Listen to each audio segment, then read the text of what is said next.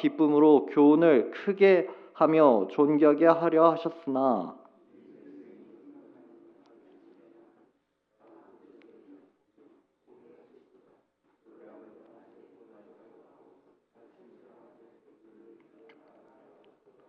너희 중에 누가 이 일에 귀를 기울이겠느냐? 누가 뒤에 올 일을 삼가 듣겠느냐?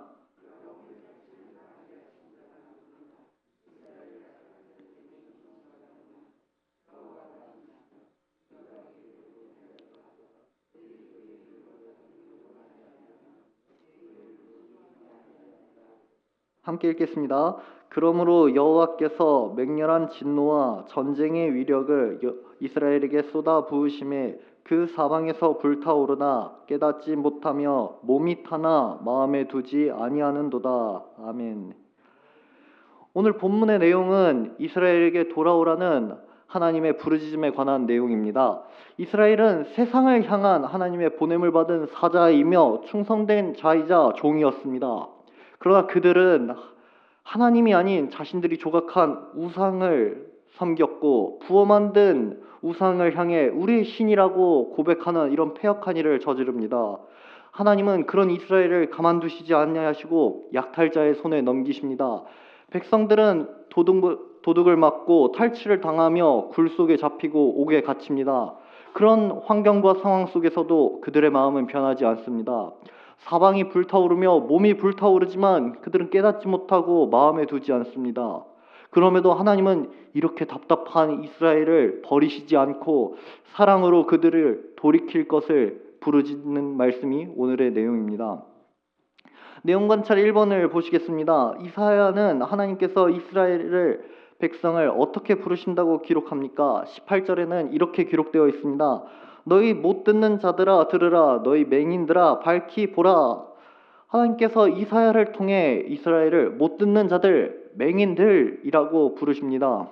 하나님께서 이스라엘을 그렇게 부르시는 이유는 그들이 실제로 맹인이 되었거나 귀가 안 들리거나 하는 것이 아니라 그들이 하나님의 말씀을 보았고 선지자를 통하여 말씀을 들었음에도 그들이 그 말씀을 깨닫지 못하고 반응하지 않고 순종하지 않았기 때문에 하나님께서는 그렇게 말씀하신 것입니다. 본문 20절에는 그 내용을 잘 설명하고 있습니다. 이스라엘은 많은 것을 보았으나 유의하지 않았고 귀가 열렸으나 듣지 아니하였습니다. 하나님의 뜻을 보지 못하고 말씀을 듣지 못한다면 자신들이 듣고 본다는 것은 허상이며 실제로는 듣지도 못하고 보지도 못하는 것입니다. 그래서 하나님께서는 이스라엘을 못 듣는 자들, 맹인들이라고 하신 것입니다. 그럼 하나님께서는 이렇게 이스라엘을 불렀는데 이스라엘은 어떻게 반응하는지 내용 관찰 2번을 통해 살펴보겠습니다. 이스라엘 백성은 자신들이 하나님께 범죄한 것을 알았음에도 불구하고 어떻게 반응합니까? 24절과 25절은 이렇게 이스라엘 반응을 기록합니다. 야곱이 탈취를 당하게 하신 자가 누구냐? 이스라엘을 약탈자들에게 넘기신 자가 누구냐? 여호와가 아니시냐? 우리가 그에게 범죄하였도다. 그들이 그의 길로 다니기를 원하지 아니하며 그의 교훈에 순종하지 아니하였도다. 그러므로 여호와께서 맹렬한 진노와 전쟁의 위력을 이스라엘에게 쏟아부으심에 그 사방에서 불타오르나 깨닫지 못하며 몸이 타나 마음에 두지 아니하는도다. 이스라엘은 깨닫지 못하였고 몸이 타나 마음에 두지 않았습니다. 지금 포로로 끌려온 것이 하나님의 길로 다니기를 원하지 않았고 교훈에 순종하지 않은 자신들의 패역함 때문임을 알았음에도 불구하고 이스라엘은 개의치 아니하였습니다. 마치 사방에서 불이 나 그 불길이 이제는 자기를 덮쳐 몸을 태우는 상황임에도 자신들의 일이 아니라 남의 일처럼 생각하는 이스라엘은 하나님께 마음을 두지 않는 반응을 보입니다. 그런 하나님께서는 이스라엘을 어떻게 그렇게 반응하는 이스라엘을 향하여 하나님께서 어떻게 행동하시는지 연구와 묵상을 통해 보시겠습니다. 하나님께서는 왜 백성을 약탈자들의 손에 넘겨 징계하십니까? 그 이유는 하나님께서 이스라엘을 사랑하기 때문입니다. 하나님께서는 아담의 범죄함을 해결하기 위해 아담에서 노아로, 노아에서 아브라함으로, 아브라함에서 이삭과 야곱으로, 그 이후에는 모세를 통하여 이스라엘을 세우셨습니다. 그것은 택하신 이스라엘을 통하여 자신이 기쁘신 뜻을 위해 택한 인류를 구원하기 위함입니다. 그러나 이스라엘은 이 사실을 잊었습니다. 이스라엘은 열방을 향하여 하나님의 뜻을 드러내는 하나님의 종, 사자, 충성된 종이 아니라 자신들이 조각한 우상을 의지하였고 자신들이 부어 만든 우상을 향하여 우리의 신이라고 하였기 때문에 하나님께서는 그들을 가만두시지 아니하시고 그들을 약탈자들의 손에 넘기십니다. 자신을 쫓지 않는 이스라엘을 향하여 맹렬한 진노와 전쟁의 위력을 쏟아 약탈자의 손에 넘기신 하나님은 이스라엘이 그저 자신에게 패역한 이유로 너희는 이제 약탈자의 손에 넘겨지리라 하시는 이런 복수심이나 의로 끝나지 않았습니다. 하나님은 그럼에도 불구하고 이스라엘을 사랑하셔서 그들이 자신에게 다시 돌아오기를 원하셨습니다. 그래서 하나님은 선지자 이사야를 통하여 그들에게 돌아오라고 부르짖으십니다. 하나님께 이스라엘은 돌아가야 합니다. 이스라엘뿐만 아니라 오늘 이 말씀을 들은 우리는 하나님께 돌아가야 합니다. 느낀 점을 보시겠습니다. 하나님께서는 자기 백성을 사랑하시기 때문에 징계하신다는 사실에서 무엇을 느낍니까? 이 말이 참 신앙이 연약한 사람은 하나님이 그러실 필요가 있나? 라는 의문을 가질 수도 있습니다. 그러나 우리는 하나님께서 우리를 사랑하심이 얼마나 큰지를 깊이 묵상해야 합니다. 저는 이 질문에 대하여 하나님의 사랑을 통하여 희망을 느낍니다. 당시 이사야의 말씀을 듣는 이 포로로 끌려간 이스라엘 백성들의 상황은 희망이 없었습니다. 자신들을 구원하시고 택하신 백성이라고 하셨던 하나님이 우리를 약탈자의 손에 넘겼다는 사실에 자신들은 정말 이해가 안 됐고 상황이 너무도 절망스러웠을 것입니다.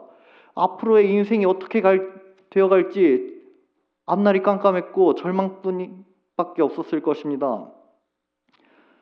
그러나 하나님께서는 너희가 나에게 돌아오면은 회복시키리라는 말씀을 이사야를 통해 얘기하고 계십니다. 그럼에도 불구하고 너희가 지금 내가 전하는 말을 듣지 않고 순종하지 않는 패역한 종이라는 것을 분명히 이야기를 하시는 말씀도 동시에 전하고 계십니다. 이 말씀을 들은 이스라엘은 두 가지 반응을 보입니다. 하나는 우리가 본문에서 읽었던 것처럼 그대로 순종하지 않고 개의치 않는 것과 정말 하나님을 믿고 따르는 남은 자들은 하나님이 그럼에도 우리를 사랑하시는구나. 그럼에도 우리가 이 절망스러운 현실 가운데서도 하나님이 우리를 사랑하시기 때문에 희망이 있구나 라고 생각을 하며 느꼈을 것입니다.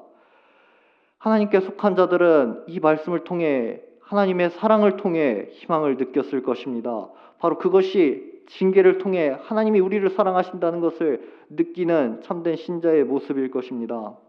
결단과 적용입니다. 최근 내가 하나님께 징계를 받았다고 생각되는 일이 있다면 무엇입니까? 저는 징계에 대해서 이야기를 할 때마다 사사기가 떠오릅니다. 사사기의 내용은 역사의 흐름 속에 일어난 개별적인 사건들처럼 보입니다. 그러나 조금만 더 관심 있게 살펴본다면은 이스라엘이 하나님께 범죄하였으므로 그들이 징계를 받았다는 사실을 너무도 쉽게 발견할 수 있습니다. 우리가 사사기 하면 대표적인 인물들이 몇 명 있는데 그중 한 명이 기드온입니다. 기드온의 이야기의 시작은 이렇게 시작됩니다. 사사기 6장 1절 제가 읽겠습니다. 이스라엘 자손이 또 여호와의 목전에 악을 행하였으므로 여호와께서 7년 동안 그들을 미디안의 손에 넘겨주시니 당시 앞선 사사들의 활약으로 이스라엘은 잠시 평화가 도래했습니다. 다시 하나님께로 돌아갔습니다. 그러나 또다시 하나님께 악을 행하여 하나님이 미디안에게 그들을 넘기십니다. 이스라엘이 징계를 받는 이유는 단 하나입니다. 구속의 은혜를 배신한 것, 하나님이 애굽에서 건져내시고 부르신 그 땅에서 하나님이 아닌 다른 신을 섬겼기 때문에 하나님이 그들에게 징계를 내리신 것입니다. 이 문제만이 아닙니다. 이스라엘은 이 문제에 대해서 반응을 하는 것이 참 오늘 본문과 동일했습니다. 자신이 하나님께 범죄하여서 이런 미디안의 압제를 받았음에도 불구하고 그들은 하나님의 말씀을 듣지 않습니다. 사사기 6장 10절은 이렇게 기록합니다. 내가 또 너희에게 이르기를 나는 너희의 하나님 여호와이니 너희가 거주하는 아모리 사람의 땅의 신들을 두려워하지 말라 하였으나 너희가 내 목소리를 듣지 아니하였느니라 하셨다 하니라. 오늘 본문처럼 사사기 당시에 이스라엘 또한 하나님의 목소리를 듣지 않았습니다. 그들은 자신이 이렇게 징계를 받는 것이 분명 하나님에게 악을 행하였음에도 악을 행하였기 때문에 일어난 일임을 알았음에도 그들은 변하지 않았습니다. 자신들이 변하지 않았던 것은 그들이 정말 하나님을 사모하지 않았기 때문입니다. 하나님을 사모하는 자들에게 하나님은 은혜를 베푸십니다. 하나님은 이스라엘을 사랑하시기 때문에 그들을 그저 미디안의 손에 넘겨두신 걸로 끝내는 것이 아니라 그들을 구원하시기 위해 기드온을 세워 그들을 구원하십니다. 기드온이 뭔가 뛰어나서 신앙이 대단해서 이런 일을 감당한 것이 아니라 전적인 하나님의 은혜로 이 일을 감당하게 되었습니다. 기드온은 우리가 아는 것처럼 겁쟁이였습니다. 미디안의 군사가 언제 쳐들어올지 몰라서 숨어서 포도즙을 짜던 그런 겁쟁이였습니다. 그런 겁쟁이를 하나님께서 용사로 변화시키십니다. 미디안을 무찌르게 하시며 하나님의 구원을 경험하게 하십니다. 우리는 이런 징계를 통해 하나님의 구원을 바라보아야 합니다. 귀가 안 들리는 나를 변화시키시는 하나님의 은혜를 사모해야 합니다. 그러면 우리는 이런 은혜를 사모하기 위해 무엇을 해야 하는지 이 적용점을 보면서 생각해 보겠습니다. 나를 찾으시는 하나님의 부르짖음에 귀 기울이기 위해 구체적으로 무엇을 실천하시겠습니까? 방법은 오직 말씀으로 돌아가는 것밖에 없습니다. 하나님은 자기를 찾는 자들에게 얼굴을 숨기지 않는다고 분명히 말씀하셨습니다. 대표적으로 시편 24편에는 이렇게 기록되어 있습니다. 5절과 6절 제가 읽겠습니다. 그는 여호와께 복을 받고 구원의 하나님께 의를 얻으리니 이는 여호와를 찾는 족속이요 야곱의 하나님의 얼굴을 구하는 자로다.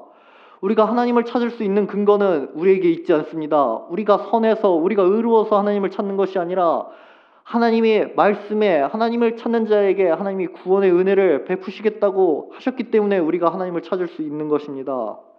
우리를 찾으시는 하나님의 말씀에 반응하기 위해서는 우리는 오직 말씀으로 돌아가야 합니다. 오직 말씀으로 돌아가는 것을 기억하는 우리 길동교회 모든 성도님들 되기를 간절히 소망합니다. 이 시간 함께